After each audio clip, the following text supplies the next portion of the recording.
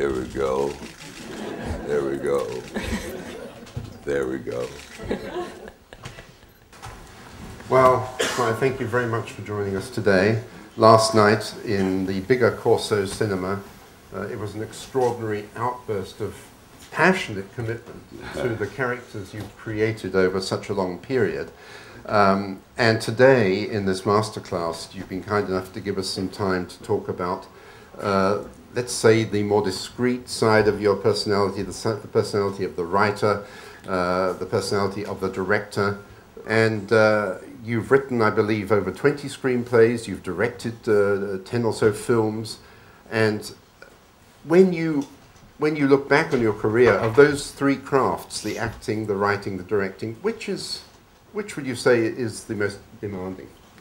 The writing, no question, because the writing is make or break. It's also the most singular of all the arts. It's you and the page, and quite often it causes you to go very deep inside, and that also can bring out a great deal of insecurity, because if you cannot deliver the story to be able to communicate to people, you start doubting yourself, and then quite often you get writer's block. And I had to teach myself early on, expect to fail. Expect it.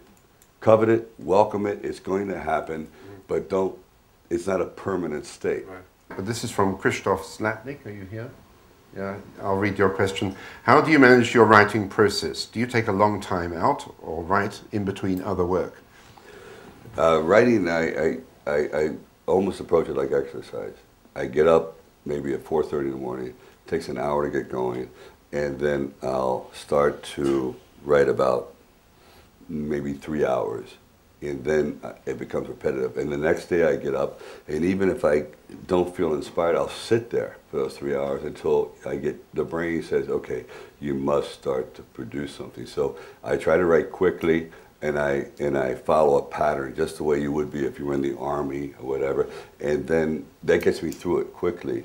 Some writers will take a year, 2 years. Everyone has a different process, but that's what I do. I literally you write better in the morning, like most great writers. I used to write at night all the time but I found that everyone died. It was dark. It was creepy. It was really horrible. It was like very depressing. Then I realized Edgar Allan Poe used to write at night. Now I figure out.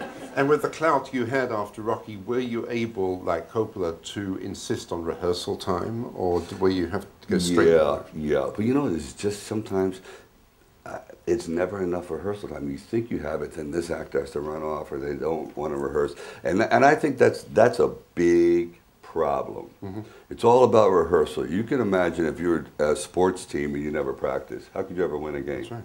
Well, this is even more intense, because this is forever. This is on film forever. And if an actor and a director and a writer, they all should be rehearsing, because that's when you learn, does this work, does this not work? And a lot of actors today, and I have problems with them, is they don't like to learn their lines until that day. Okay. Oh, I'm telling you, or that night, we want to keep it fresh. Now I said, you're keeping it stupid, because you're not learning your lines. It's like, how do you, like learning a song in one day? You can't perform that song. You're going to be thinking about the song instead of the emotions, period. And so but that's the new school, many young actors believe it makes it more spontaneous and fresh. I said, if you're Brando or Streep, but you ain't. You have to, like, what works, you have to find a thing that works for you. Don't try to copy other people's styles. But you know, some actors like to, and it works in some sort of cinema, but if you're under the time, you know, I usually, my films, I try to do them quickly. I think that sometimes I believe you sacrifice perfection, because I think perfection is unattainable, for speed and emotion and just being immediate.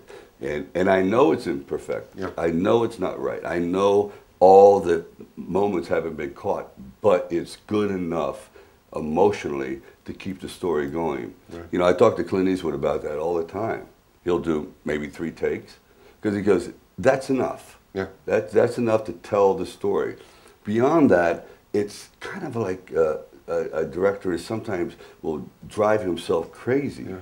Kubrick, for example. Yeah, it's like, I've always believed an actor can only give you so much, and then after that they get confused, they get nervous, and it gets worse. Yeah. So you have to know who and the abilities of your performers. Like, he's great at take 2, take 3. Yeah. By take 10, he's horrible. Yeah. Because now he's thinking too much. Yeah. So you have to really know. And again, that comes out of rehearsals, knowing who the players are. Of course. Yeah. I got a good story about this. Sure. We were running behind schedule, and I had to shoot a montage. I go, oh my God, this montage would have taken like 5 days. So what I did is I came in there, brought everyone into one big room, all the dancers, and had 3 cameras. I took 1 camera and just stayed with John Travolta, and I worked with him. And the rest, I said to everyone, just dance and do whatever you want. Cartwheels, I said, catch it all, whatever. And then I sent a camera down when they're making the stage. I mean, just with regular light. I said, and just shoot what you can. Just no sound, nothing. And we put it all together and saved 4 days of filming. Wow. But none of that, absolutely zero, was choreographed. Isn't it funny? I said, okay, John, just do this. Yeah. Cut. Do this, cut. And then I swear to God, and then the other dancers were just over there in the corner. They'd be scratching, doing a somersault, stretching, and you put it all together. Isn't it amazing? It's the magic of the myth. Yeah, it's like, so there are no rules. It's crazy, yeah. Yes, we're running out of time, I'm afraid, but we're really happy and privileged to have had you share your secrets with us this morning. Thank you so much, and good luck with Edgar Allan Poe. Good luck. Okay, I'll be back if I ever do that. I'd love to come back. Have it at the Zurich Film Festival. Try to explain it. Yeah. Thank you very much. Thank you. Last time, it's a big thing. You wouldn't sign this present.